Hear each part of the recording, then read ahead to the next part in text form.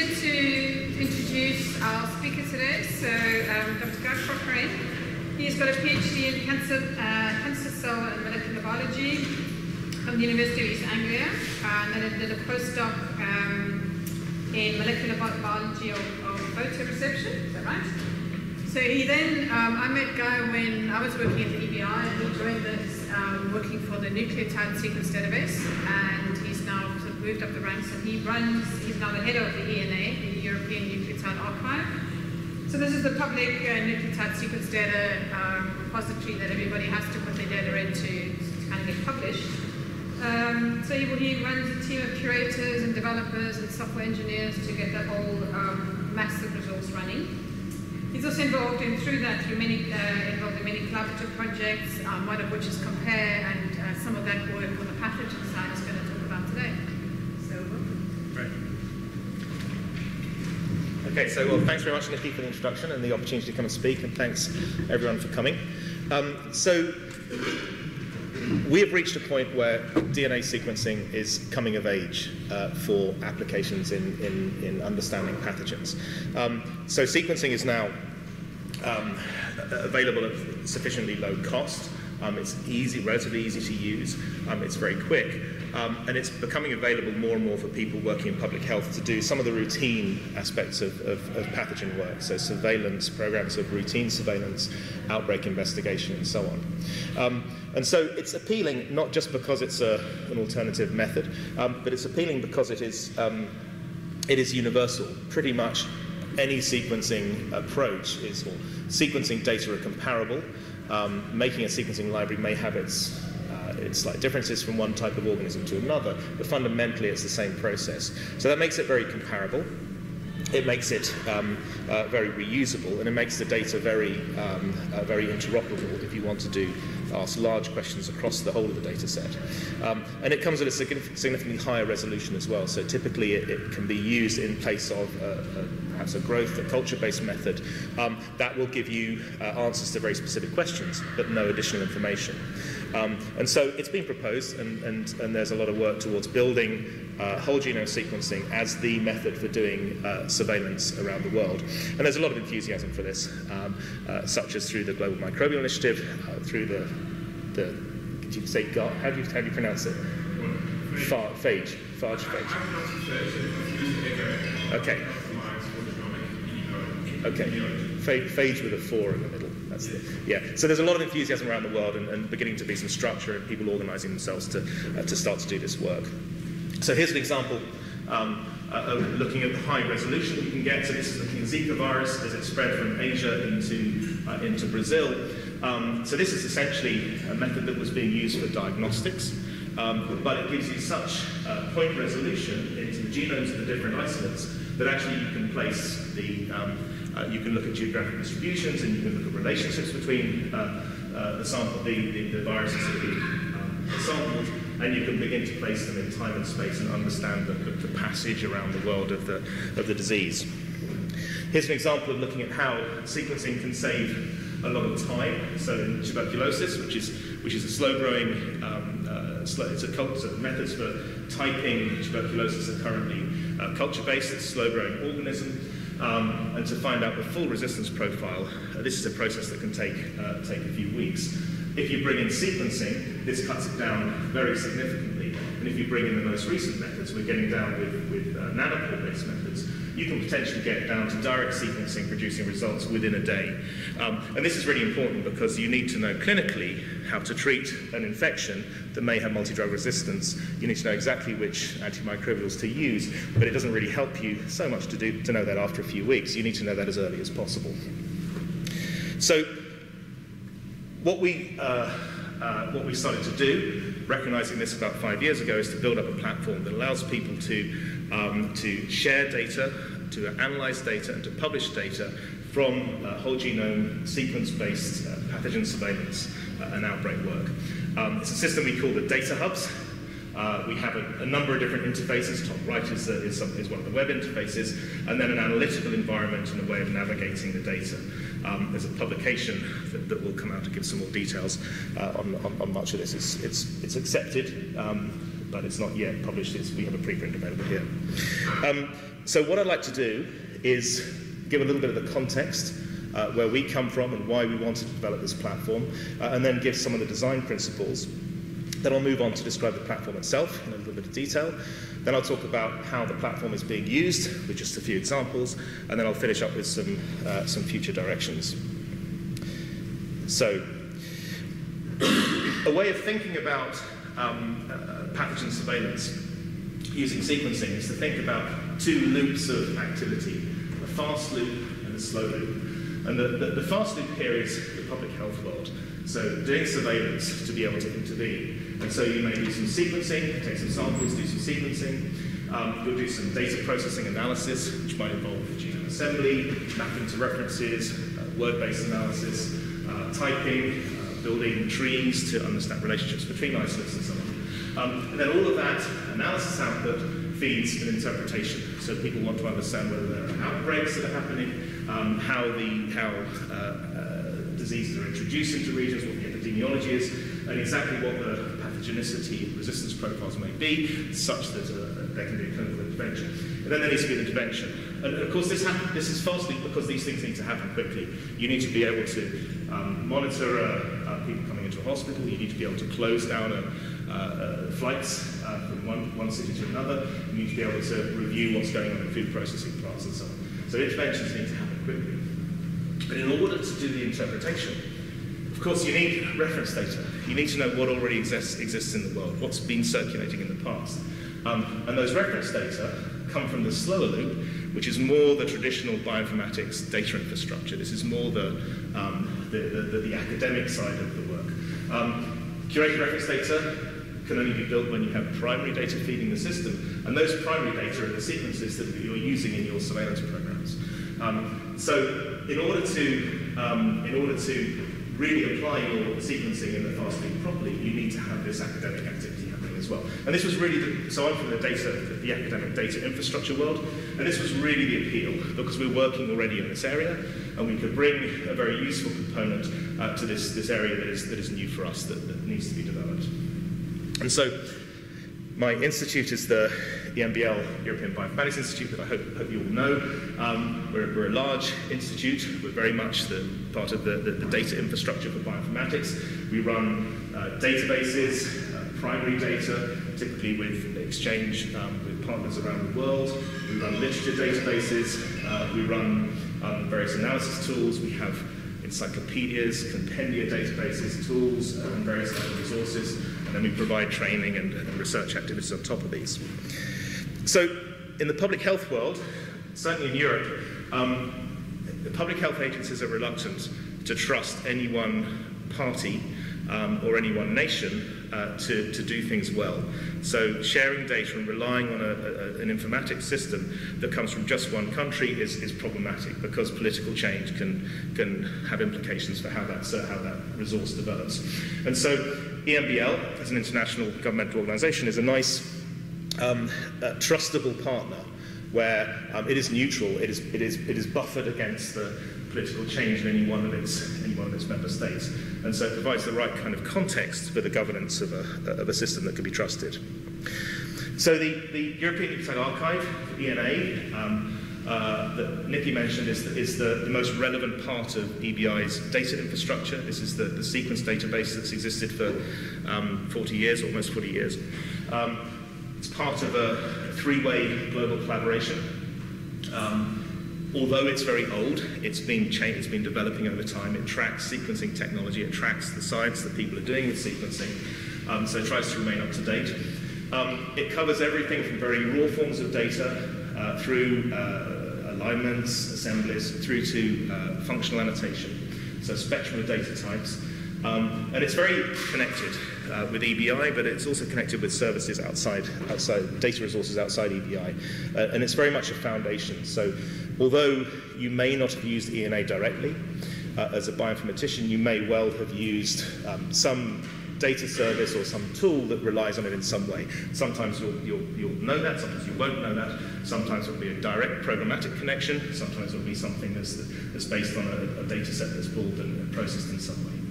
The work is about providing submission tools and interfaces and so on. I'll cover some of those because they're used directly in the pathogen work, and there's a lot of support we provide. Most recently, we've taken all of the components we built and started to use these as a platform and to allow others to use this as a platform for data management. So this is not just about publishing, this is about having live data during a project, during the progress of a project, using the system we have to manage data and to analyze data and to progress in that way. And that's really, in the infectious disease case, this is really what we're doing. We're using the platform that we built for ENA, we're reusing it to apply it to whole genome sequence data from pathogens. And so the opportunity came up in 2014 to be part of a project. This is a European Union funded project called COMPARE, a 5-year project, so just hitting the end of it this month. And so EBI is the main informatics partner. It's coordinated jointly by the Danish Technical University in Copenhagen and the Erasmus Medical Center in the Netherlands. And it's a very broad project with a large number of other partners as well. And the aim really is to enable the world to pick up, certainly Europe, but also the world to pick up whole genome sequence-based surveillance. It's not pathogen specific, so we deal with everything from the viruses through the bacteria to eukaryotic parasites. It doesn't necessarily care so much about who is doing this work. It could be academia, it could be government, it could be private industry. And it doesn't care about environment, so we care about we're concerned with the clinical setting, we're concerned with animal health, we're concerned with the environment, with water, food change, and so on. So it's really quite all-encompassing. And one of the observations we had very early on in the project is that organising data sharing really isn't straightforward, and short of sharing one data file or a couple of data files by email, things really become unmanageable. So a lot of the focus is on organising the data right at the very front, at the very beginning of the project.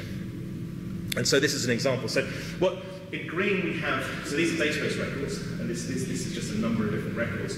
And we had 3 different public health institutes in 3 different countries, and all they wanted to do was take a number of 3 viral samples that they had, and run them through their sequencing workflows, and then their analytical work, their computational workflows at the end of those sequencing workflows. So the yellow are the sequencing libraries, and the red are the data files, the green are the samples.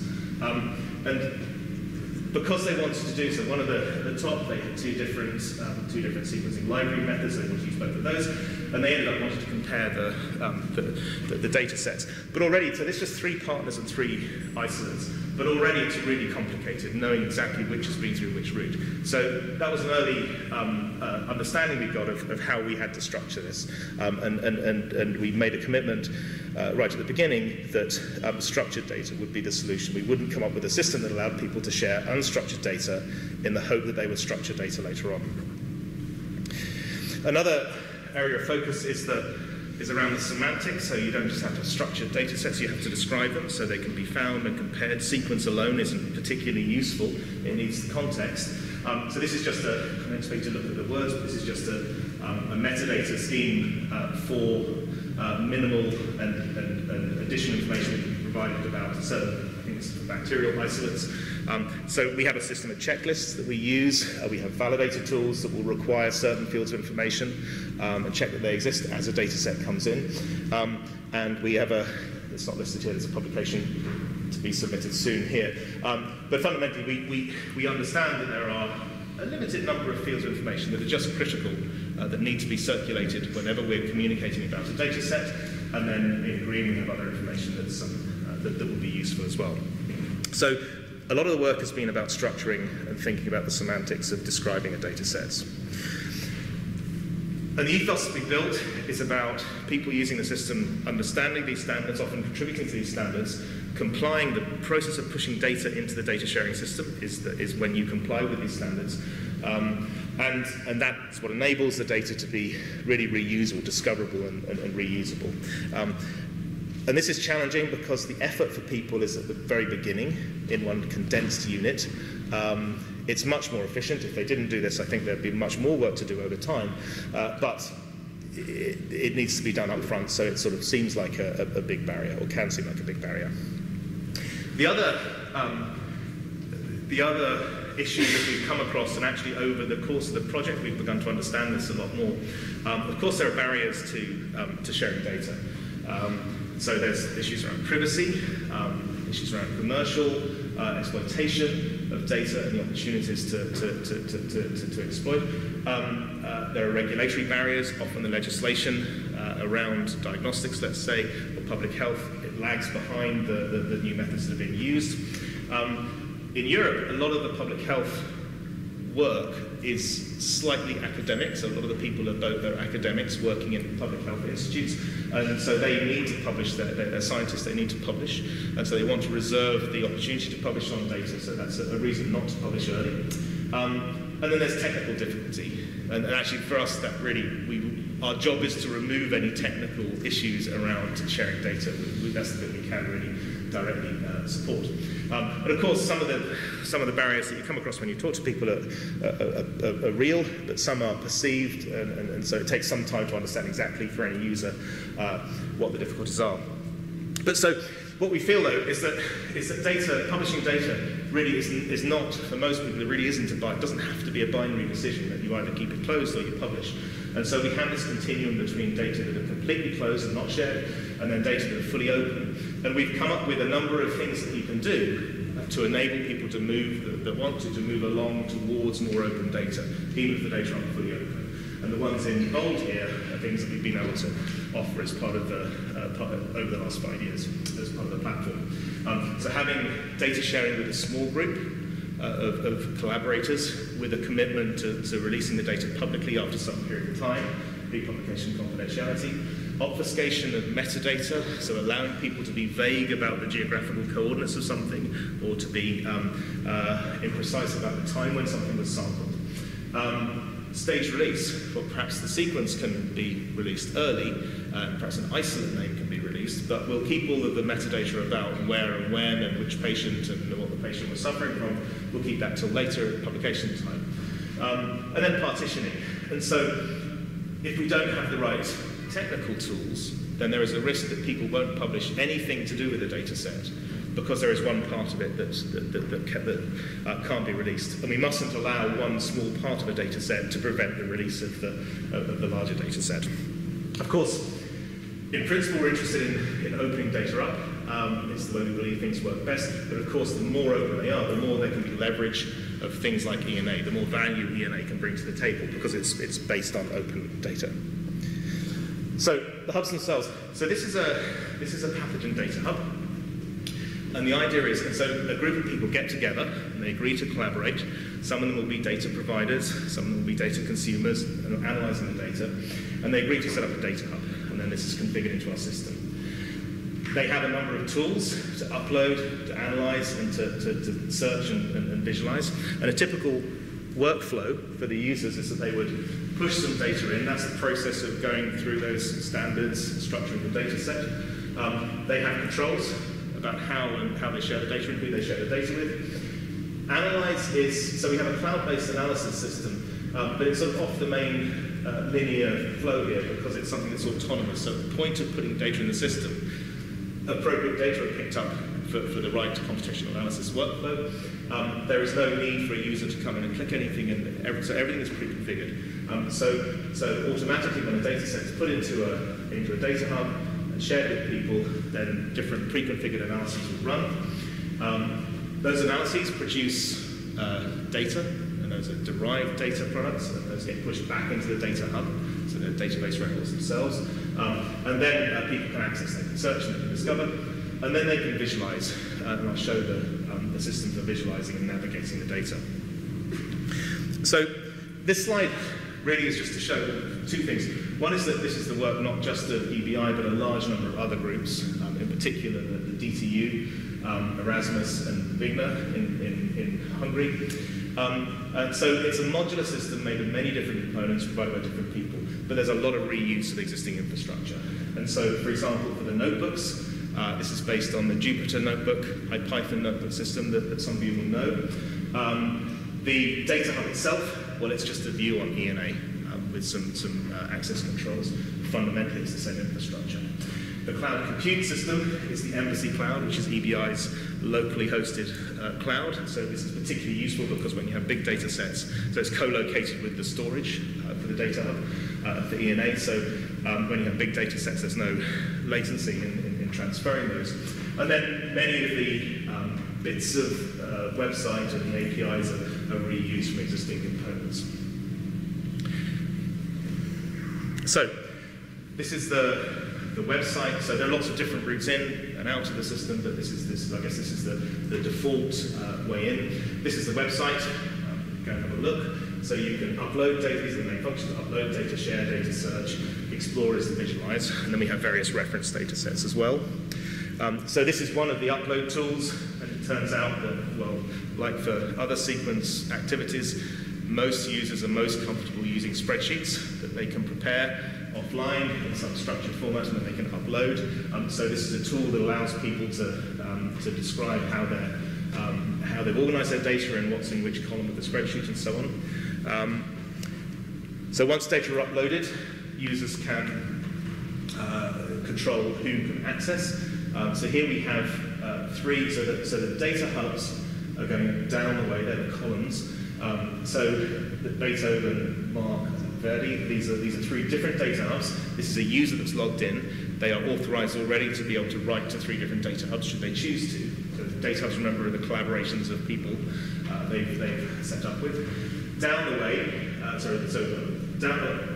was a long way. Down the way we have row by row the different studies. So these are different data sets that this user who's logged in has put into the system. And what they can do is they can check the boxes or uncheck the boxes, and dynamically that makes the particular data set appear or disappear from the hub that the column they're in. So very dynamic controls over how to put data in or take data out of a data hub. This is search. So once the data are in, so if I'm a logged in user, I can search within all the data hubs that I've been granted access to. But also, because it sits on top of ENA, I'm also searching the whole of ENA, all of the public stuff as well. So this is a very integrated search. This is a user who's searching, I think, by publication date. They're just picking up all of the data since a certain date, and they get a set of results. It's highly configurable. You can choose which columns appear, and there are many more than this that aren't shown. You can download as a table, as a JSON, etc. That's another view of some results. This is giving some paths if you want to build a system to download some of those data sets. These are now actually, there are additional tools now to operate and to bring together data sets from result sets that you can use to download everything in a managed process. And then a lot of everything that's available, a little bit more, is on the web, is also available programmatically. And now you may notice that we're slipping into the more general ENA tools, programmatic interfaces, because actually they're largely the same. They've just been extended for the pathogens. And so this is one of our programmatic tools. It's called the command line interface. This is a tool that you can install locally, and you can run validation of data. So if you're dealing with read data, you can validate integrity of read files. If you're dealing with assemblies, you can validate integrity of assemblies, for example. And then you can also flag that these should be submitted, and it handles the data transfer process and so on. Another pair of APIs that go together. So this is the Discovery API. This allows you to do metadata-based searches, so all that information that we captured in that checklist about a particular isolate, that becomes searchable through this API. And again, if you are authentic, so you can be anonymous and use this for all public data, but if you authenticate with your data hub access, then you can also see on top of that the data hub data, or you can eliminate the public data if you want. And then this is a retrieval API, so once you've found the data set you want to access, then you can feed the outputs into a retrieval API that focuses on streamlining the process of pulling down the data sets locally. So let me just stop this to explain what this is. If I can see how to do it. There should be a stop. Well, I can go and catch up with it. So this is one of the visualization systems. This is a user who has logged in. They just downloaded a notebook, but you can see it within the browser if you choose. They're looking at some primary data, so they have some map views, they're filtering by the date. So now they're looking at some of the process data, here are some serotypes, profiles of serotypes across time, I think. And so these are pivot tables. This user is now configuring how they want to see a particular table. It's difficult to see this, a bit. So they're going to look at resistance genes. So this is a list of different resistance genes. And they're going to do a filter. So they're filtering just for things in Denmark. So these are samples from Denmark. And they're going to look for a particular resistance gene. And so give me all the samples. And so then they're putting down just those samples, and there is the gene they've searched for. I think they filter it even further. Perhaps they choose a more rare gene as a second example. Yeah, so it's fewer, so here we go. So very configurable table. So this isn't really analysis. This is just using the canned analysis results, but exploring them and navigating them. And so this is now, we're looking at antimicrobial resistance profile data. So these are laboratory measures of resistance to different chemicals.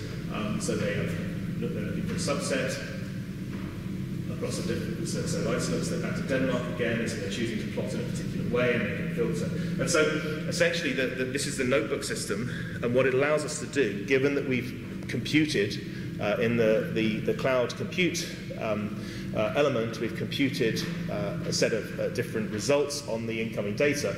This allows users to visualize and navigate those results. Of course, they can pull the whole lot down and do things locally, but we found this to be a particularly useful system. So partly because we can offer it to bioinformatically aware users who want to do their own scripting and do their own work, and it's a very rapid, if any of you have used it, it's a very rapid way of scripting something. You don't have to do very serious software engineering, but you can get to results quite quickly based on the services we have.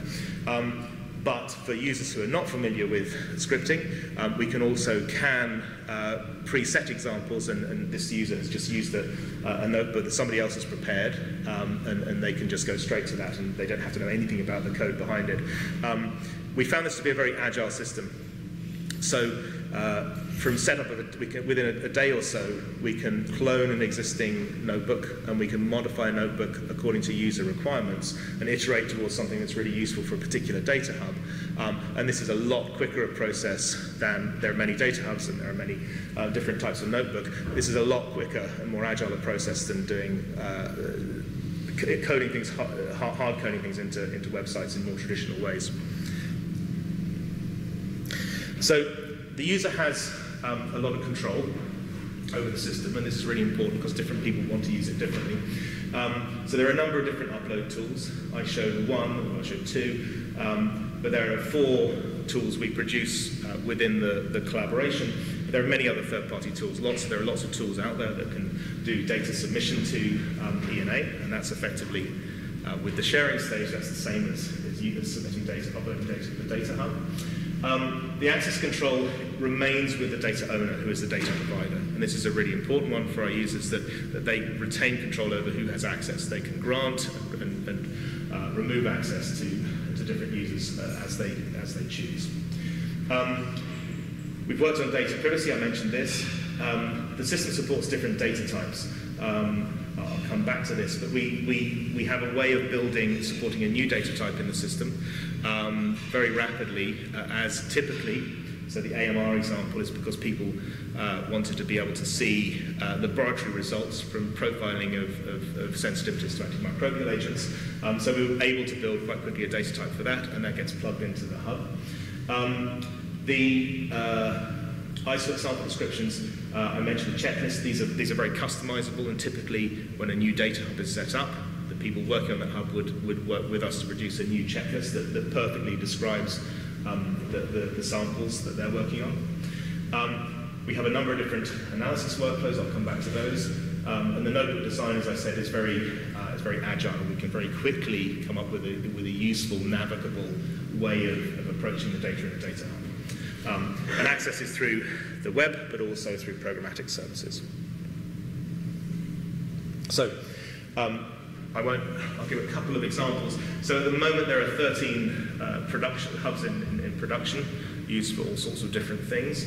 There are 26 institutions, and it's somewhere between 1 and 200 people using it at the moment, and they use very differently. Here's one example. This is for a study that was published, I think, this year. This is global sewage. So what people are doing here is we're sampling the raw sewage as a way of understanding which pathogen types and which resistance genes are circulating within an urban population. And so it's been possible to get, so these are quite anonymized because they come from, because a sewage facility aggregates the output of lots of different people. There was sampling of some 60, 70 different locations in different countries, and then sharing of these through, so all of the providers were pushing these into a data hub, and the sharing of these in a data hub. And this is just one of the outputs. So the interest is in how, if you link this to travel data, so you look at how people are moving between different cities, does that confer some kind of relationship on the types of pathogen and the resistance genes that are circulating? And they're looking at other factors. And so it turns out, actually, for most of this first study, their travel doesn't seem to, communication between different cities doesn't seem to be a huge factor. The socioeconomic status of the country makes a larger difference from this data set. Here's another example. So this is a group of people who are machine learners. We're not doing, for our part, we're not doing anything particular in machine learning here, but what they need, of course, to build methods is a large training set.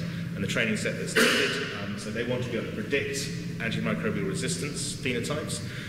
So they have a large set of whole genome sequences from a set of isolates, and then they have, from those isolates, laboratory measured truth, so the full profiles of the sensitivities to different antimicrobial agents. And that's the one these tables here.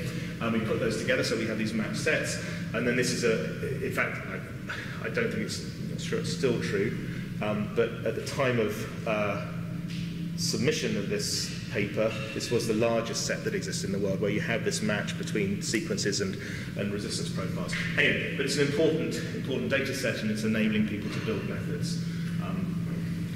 And so this is just a representation of the isolates that are in there at the moment. So we have, at the moment, a number of different workflows. And so the process of putting a workflow into the system is to containerize, and then we have a workflow engine that is able to get the outputs. So I mentioned there was an autonomous processing of data as they arrive, primary data as they arrive in the data hub.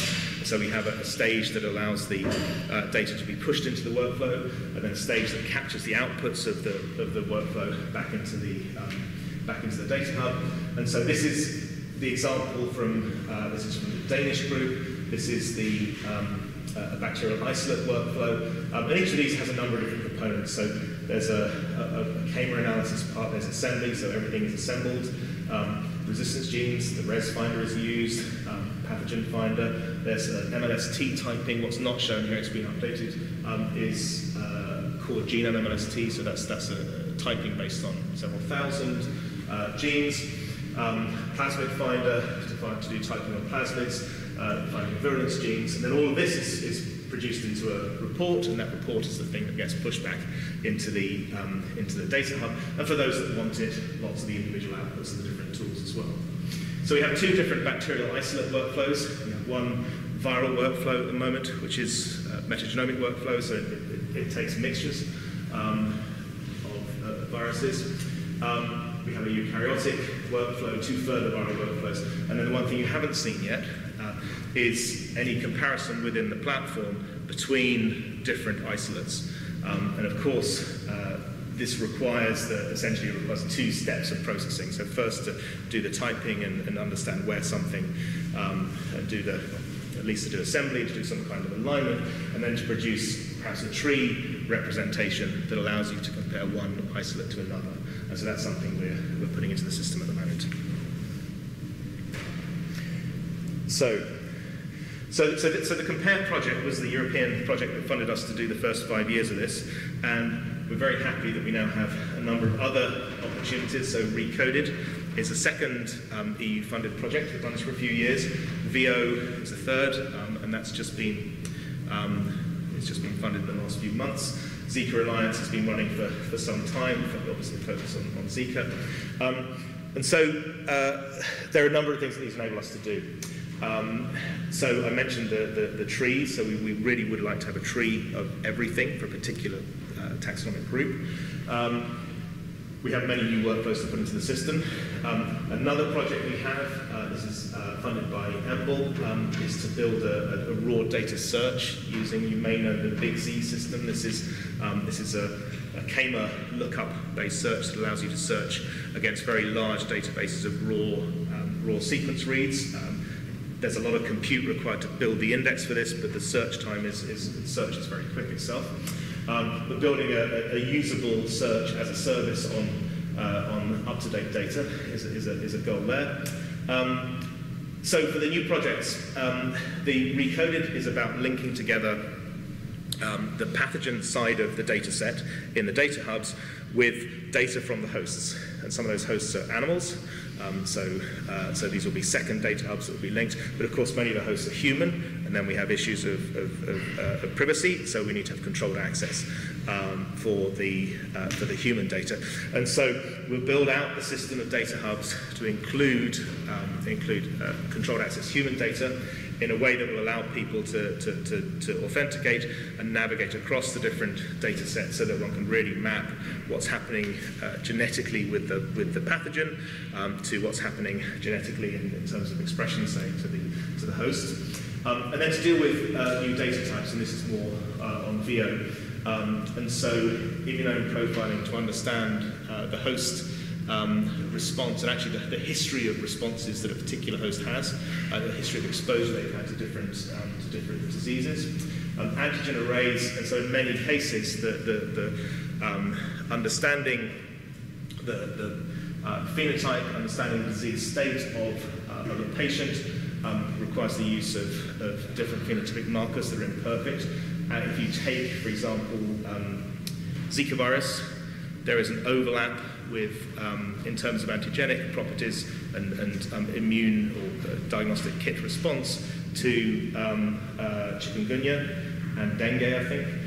And so actually, there are a lot of stories that can be gleaned from antigen arrays that tell you about how reliable certain data points are. And then in italics, we have these sort of data types that are really non-biological. So I mentioned travel already, but trade data, what are the major food chains? Which city or which country is providing food to which other country? Climatic impacts. How does this affect, for example, the movements of vectors? There's a new niche emerged for a particular disease vector. Social media data, there's a lot of interest in this. So what can we mine from people's murmurings about the world, and how can we relate that to disease, etc., etc. So this is the VO project, and this is really to extend out towards all of these new data types. We're not going to put everything into a data hub, and many of these already have existing infrastructure, but we'll be we'll be making the system connectable with these external infrastructures. So, how can people engage with the system? So these are a consortia of European collaborators, but of course we're providing a platform for many people to use. And I guess there are different tiers at which people can, of the system, of the modular system, and different users will engage, or different people engage in different ways. And so sort of minimally using the ENA data management system is something many of us do, and of course that is open for anybody at any time to put in or pull out pathogen data. The data hub system is something that's obviously available for local share and ultimate publication. The cloud compute system, and perhaps the addition of new workflows, and then actually getting involved in, at the highest level, getting involved in pilots and production use of data hubs. And so not everyone who approaches the data hub platform that we have wants to use or needs to use all of these parts, but because it's modular, different people can and will use them differently. And so we really do encourage people to approach us and discuss how the system might be adapted and configured for them. And what we're trying to build, of course, is a system where we share not just data, but also we share expertise. And so if I have a new workflow to plug into the system, then wouldn't it be great if that could be used by the next person that comes along and they may contribute something else. So it's a sort of share and share alike community we're trying to build. So finally, I won't list everybody. As I said, there are many people who are involved. The EBI team, Nima Paksaresht, Blaise Alarko, Nadine Rachman, Clara Ahmed, Nicole Sylvester, Peter Harrison, Saran Jayafalaka, Gina Rajan Raskalen, and they're the key people involved in this, but a lot of people have had some hands on different parts of the project. And we are variously and generously funded by EMBL, the UK BDSRC, the Wellcome Trust, and as I've mentioned, the Nanopore, and as I've mentioned, the various projects from the European Union. So thank you for your attention.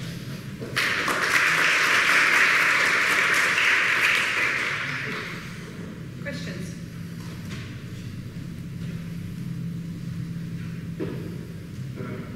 So, I mean, unfortunately, one of the things I've discovered is that public health agencies are very nervous about which services they use. And so, do you anticipate this being, I mean, this is really going to work for the European landscape, I guess, because they trust EMBL because it's European. Do you anticipate this having reach beyond that? Well, we certainly like it to. So there's no reason why it shouldn't technically. But I agree. These are real challenges. There are groups. I mean, we have a lot of usage of it, and there's a lot of enthusiasm for it. But there are groups even within European countries that have representation through EMBL that are not keen to use the system yet, or don't feel they can use the system because it's open. And so we. Part of our function, I think, is to work with those groups to understand what the opportunities are. And I do think for some of the groups who started 5 years ago with a much more reserved approach and a no, we can't possibly share data approach, we have been able to move them towards open sharing. But equally, one of the things we're doing, the final deliverable actually for the Compare project, is to publish the code that we built and the interfaces that we built for this modular system, such that different components can be reused and reworked by other people externally.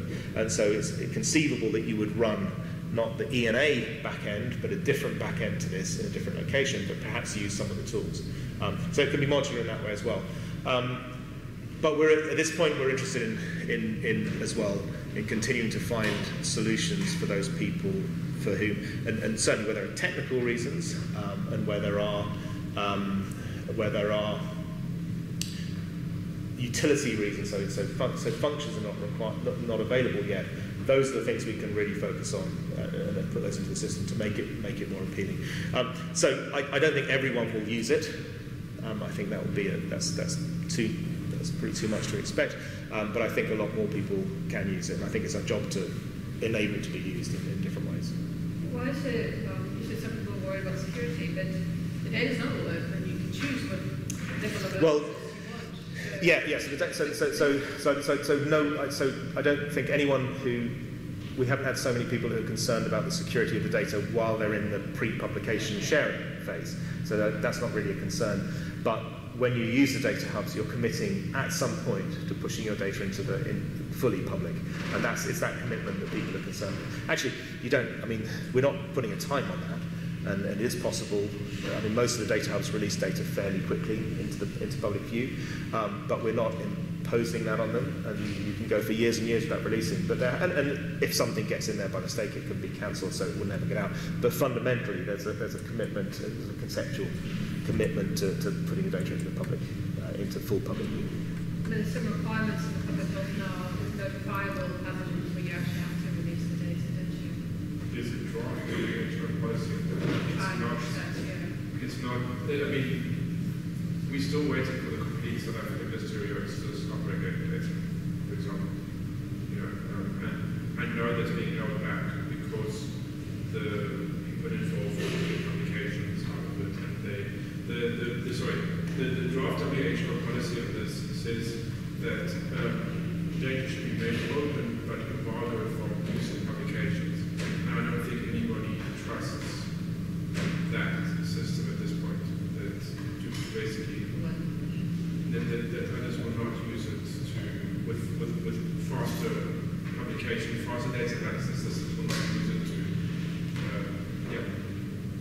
So it's a difficult thing. But besides that, there are technical limitations. But I mean, I like that you've got all these different data types. Because, for instance, one of the things that might be very nice to do is to push variants rather than complete whole genome sequence, at least. In the early stages, you talked about the immediate stage and then the long-term stage of analysis. So, given our network limitations that many sites have, you can do a data reduction exercise to reduce two variants, which are a fraction of the size of the raw data, and then share it with a data hub that can then aggregate the data. But ultimately, you still need the whole genome. And then that's only if you can somehow agree on how to build variants, which we haven't yet. But so I talk about this data sharing continuum, or really data openness continuum. And it may well be that there are some groups and some nations that will never be able to share fully and openly, but that doesn't mean they won't be able to do any sharing. And it may well be that just variants, some agreed method of variants is the limit to what one particular agency can provide. But already that's more useful, or maybe more useful than nothing.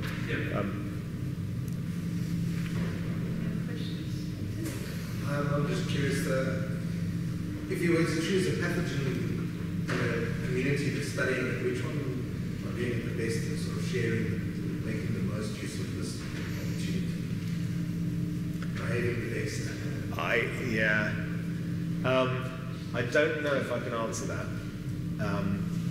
because the obvious answer would be from the group that is probably closest to the consortium, who bought into lots of it and have built lots of the system.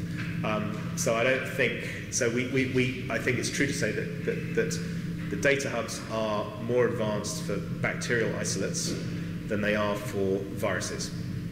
But that doesn't mean that the viral community are really not buying it. It's just, that's the partners we had and the work we could do early on. So I don't think I can give a fair answer to that. I wanted to ask you about the immune of data. So is that basically the immune response, that's always linked to a particular isolate? So it's basically a phenotype, isn't it, really? Well, it's a phenotype of a human or of an animal. But it's to characterize that isolate in terms of what response it's pushing. In part, but it could be to understand the previous exposure to a different pathogen. To build a history of, just a response. Well, but I mean, these are very much things for the future. But I mean, so our function for the platform is to be able to take those data, and there'll be for the human case there'll be controlled access data. So build a system that allows people to navigate and explore and use those and interpret those data, such that these kinds of analysis can happen. So I don't know if anyone is using immunomes to do historical reconstruction of outbreaks, say, but it's the kind of thing that it will be enabled by that. Any other questions? Okay, well, then thanks again.